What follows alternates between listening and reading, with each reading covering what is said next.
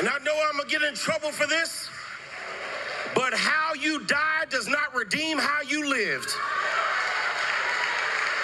I don't celebrate anyone's murder. Charlie Kirk did not deserve to be murdered, but I'm overwhelmed to see the nation's flag fly at half-staff for a man who was a proud racist and spent his entire life sowing seeds of division and hatred into this land.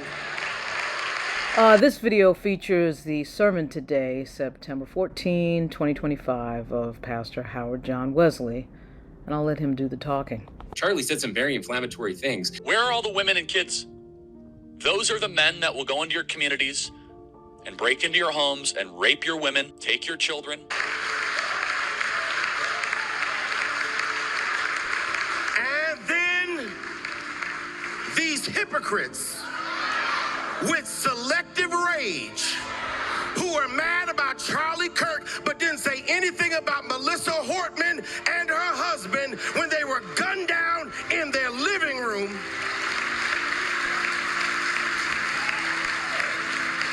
Tell me that I ought to have compassion for the death of a man who never showed compassion or respect for my life. Y'all, there's nowhere in Bible we are told to honor evil.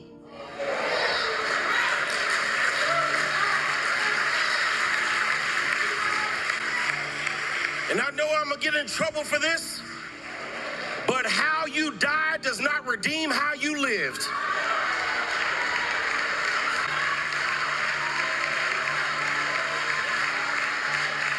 Your death does not make you a hero. It does not make you one who should be honored. It does not make you one who should be respected. I can be sorry about your death, but not celebrate your life. That incessant injustice that we face as a people that transform my anger into something else.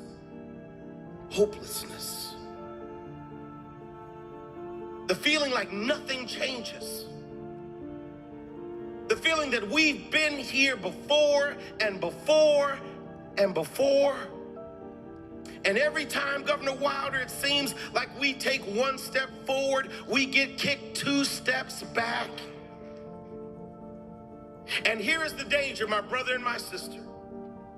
When your disappointment turns into a sadness that has no apology, no atonement, and no amends, it quickly becomes an anger, and when that anger is met with hopelessness and helplessness, there is but one human response. And that is the desire for violent vengeance. The same daggone thing. When my heart is overwhelmed, I'm letting you know I'm not going through this anymore. No more patience, no more forgiveness, no more apologies, no more marches, no more boycotts, no more registration. I'm tired of this. I know I'm not the only one who sits in the sanctuary and knows what it's like to be overwhelmed. I am overwhelmed daily with the lies and the false narrative of white supremacy that caters to white guilt and forces me to prove my black excellence every day of my life.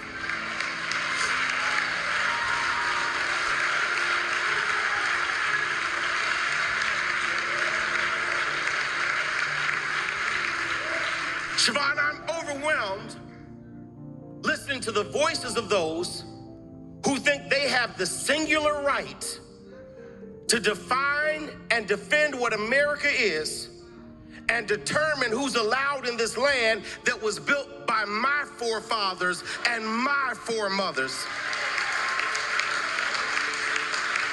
I am overwhelmed with the gun violence and mass shootings and threats against our HBCUs that ain't had nothing to do with anything that went down this past week. I'm overwhelmed. Overwhelmed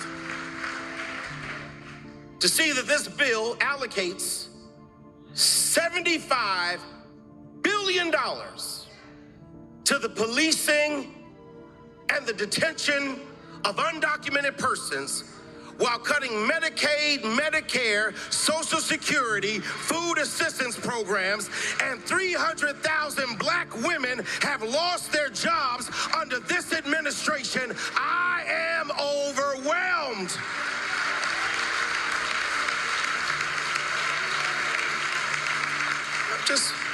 I'm overwhelmed with ICE raids, Klan rallies, corporations backing off of DEI, Supreme Court rulings, and presidential executive orders. I'm overwhelmed with folk who call themselves Christian because they invoke the name of Jesus and quote Bible from the Old Testament, but never live like Jesus, never love like Jesus, never talk like Jesus, never put their arms around folk like Jesus, never have any fruit of the Spirit, never try to live out the Sermon on the Mount. I am over.